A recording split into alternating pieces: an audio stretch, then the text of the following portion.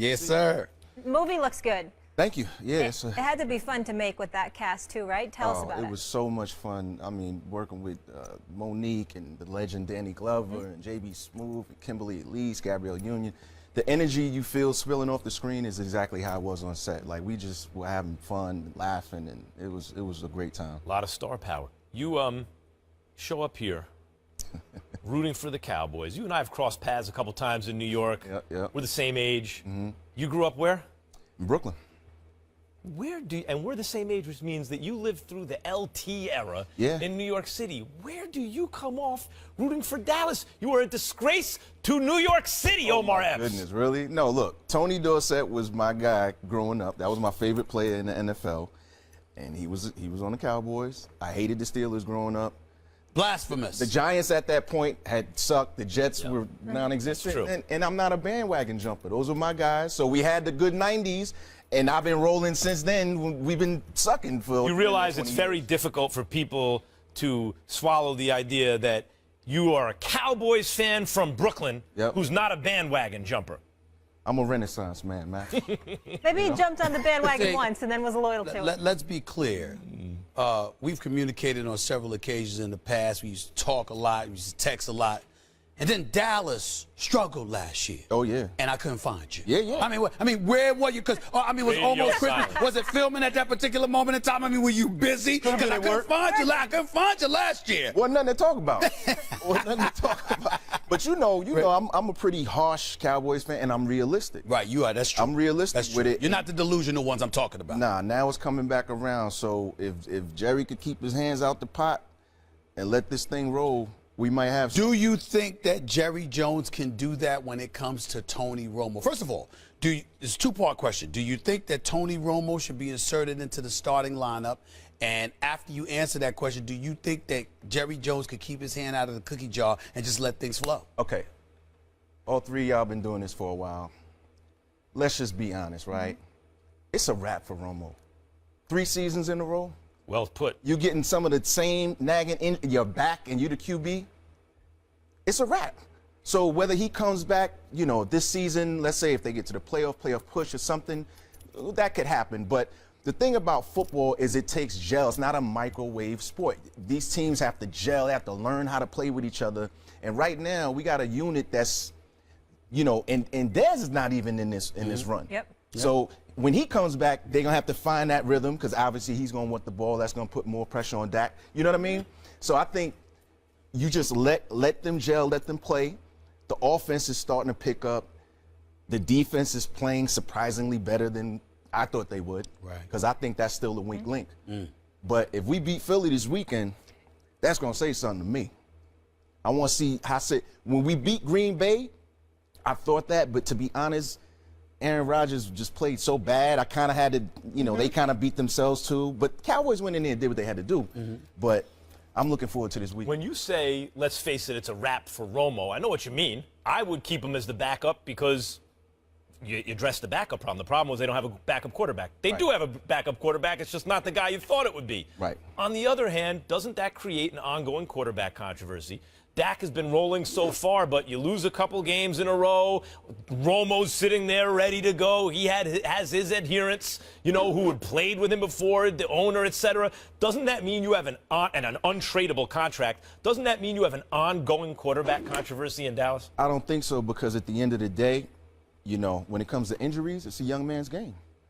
Once upon a time, I remember Romo was a backup. Who was the QB then? I don't know. It's the Dallas Cowboys. Who gives a damn? Was that Drew? I don't remember. Was that Drew Bledsoe? I think it might have been. It might have been. It wasn't Quincy Carter. I know that much. I think it might have been Drew. But he had to come in, and then that was it. We start winning games. The kid is winning.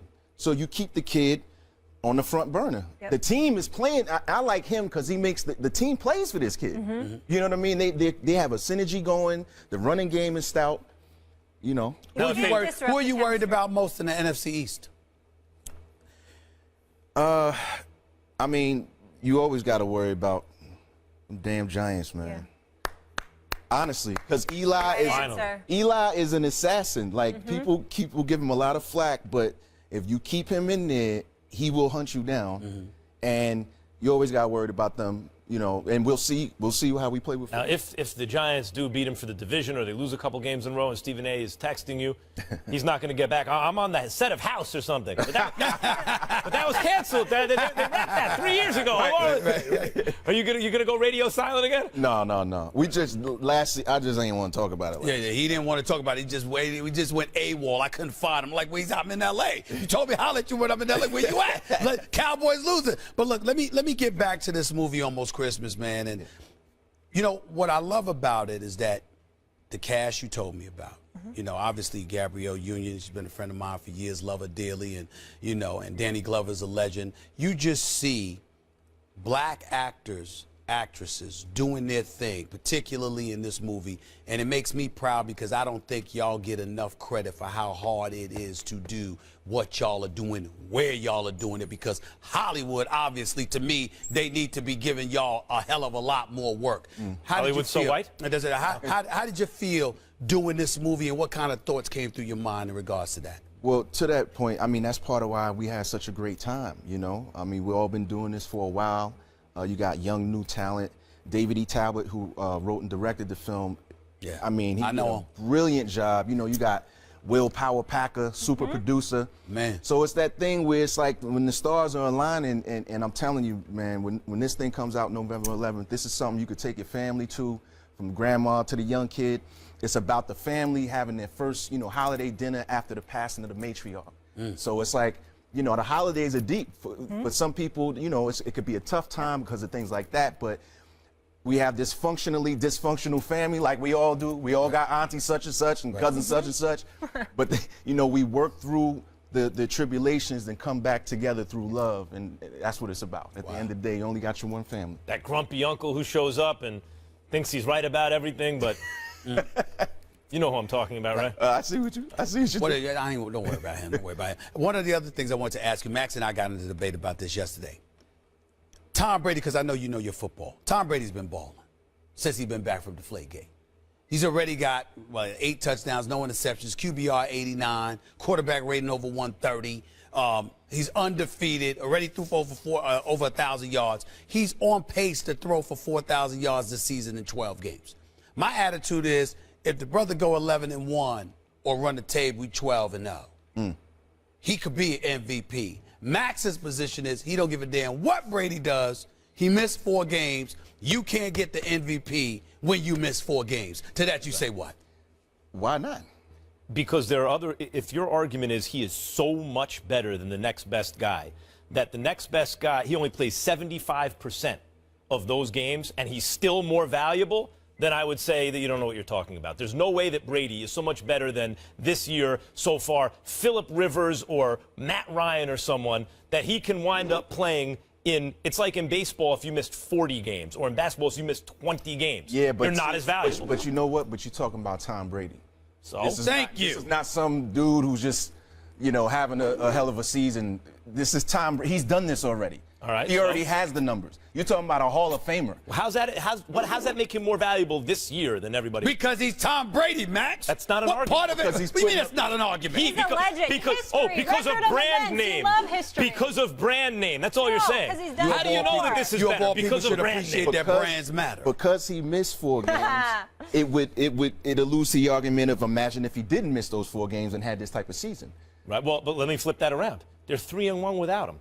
So if they go 9-3, they just did with him what they did without him. If they go 10-2, they're 1 game better. How is he the most valuable player? I don't see it. What do you mean you don't see it? If he passed for 4,000 yards, if he throws for 32 touchdowns, like 400 touches, and if he got a QBR of 89 or 90, a quarterback rating of 132, and they win games. So if Matt Ryan throws for 5,000 yards and they miss the playoffs. No, let's say they gotta make the win playoffs. games. Let's say they make the playoffs, and he throws for 4,000. What's more, 5,000 or 4,000? Well, he played in fewer games. How deep they go into the playoffs. Can I tell you this? It's not a per-game value argument. May I answer that question? Work with me here. If Matt Ryan threw for 5,000 yards and Tom Brady threw for 4,000 yards, and you're asking me what means more, I would say to you Tom Brady, because I can see Matt Ryan pad the numbers. Right. Because those are Brady yards. And no, Brady and 1 would've Brady done it yard in equals less 2 games, other too. kind of No, yards. it's not that. It's because Brady's probably the one that's going to go through the playoffs and get a real shot at a run at the Super Bowl. Because he's on a Belichick team that does that. Oh, really? So it's not Belichick having Brady. Well, it's Brady having Brady Belichick. helps him. Obviously, Belichick just went 3-1 without him. Let's be honest. Belichick and Brady, that's Jackson and Jordan. That's right. Can't have one without the other. No. Except in that equation, it is clear, as great as Phil Jackson is, that Michael Jordan is the driver of that. And in this equation, it is clear that Belichick is the driver of it. That's a decent argument. That's a decent argument. I'll give you that one. I'll give him that one because I agree with that. With the Belichick. I was just saying you can't have one without the other, not who's the driver. Well, we will soon find out because Brady don't have that many more years in the league this year, and then by the middle of next, he's done. Now you know a little bit about basketball, a little bit. Who's your team? After Kobe retired, I don't have a dog in the race. I'm just enjoying. How'd you feel about Durant going to the Warriors? Give it to me. Give it to me. Give it to me. Okay. To me, it's a lose-lose situation. Why? They already won a chip without you, so they don't need you to win the chip. Yep. If they win the chip with you, you didn't really help that. And if y'all don't win the chip, what was it all for?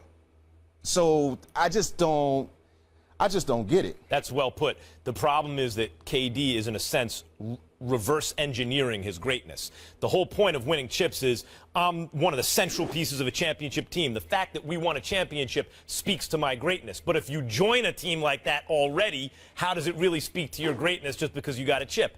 The caveat here is LeBron James is so great that when he has some help, other superstars around the league recognize we just need more. Like, to get over that hump, we need more. And I think that's what KD did. He saw LeBron, was like, all right, what's it going to take to get past that guy? Do you think they'll repeat? I think they have the Warriors? Yeah. You're not going to repeat because they didn't win. No. I mean, they'll win again, though. We'll see. Sounds like you're taking the Cavs. That sounds like a Cavs answer. Well, I'm saying I was very, very impressed at what the Cavs did last year. Like, and I think that's one of those, to make it a box analogy, that took something out of that team. They young and they spry out of the Warriors in terms of legacy. Because you look at definitely Spurs having a run, having these runs. This is the team that has the moment right now. And I think Braun and them took a piece out of that team last year. You could say that. Here's where I'm not challenging it, but I would say this. Harrison Barnes is gone. Andrew Bogut is gone. Draymond Green getting suspended game 5. Then Bogut getting hurt in that game and not really available for the last 2 games. Iguodala getting hurt game 6, not really available. I mean, for the rest of game 6 and game 7, he wasn't himself. I'm saying to you, this is the year, because if they go and get Kevin Durant and then turn around and lose again, right, that's when it's really, really bad. Now, that's bad. I mean, but you're saying that like it's not possible. Like, I don't know why everybody's just thinking the Warriors just going to walk in like it's that easy to go to 3 back-to-back. That's him. He's got them favored. I don't know. He's got them winning. I think they can win it, but I'm not ruling out the Cavs at all. But definitely it's a 2-horse race. I think it's the Cavs and the Warriors trilogy. Ain't no way in hell it's going to be anybody else. Well, you can't count out LeBron after. We just saw, you know what that was last year was Muhammad Ali versus George Foreman. Once Ali upsets Foreman, which is impossible to do. Foreman 40-0, 37-9. He's going to kill Ali, and Ali upsets him. After that, tough to pick against Ali. Right. But this is like the next guy is even better than Foreman. Like, Foreman just went and reloaded. This is they took Harrison Barnes away, and they turned Harrison Barnes into Kevin Durant. Good luck, because that went 7 games last year. By the way, he's got to get ready to go. Before you go, I can't. I was told I couldn't let you off the hook. Who's your best friend since high school? Marlon Wayans, that's my boy. He texting you right now. He's a hater.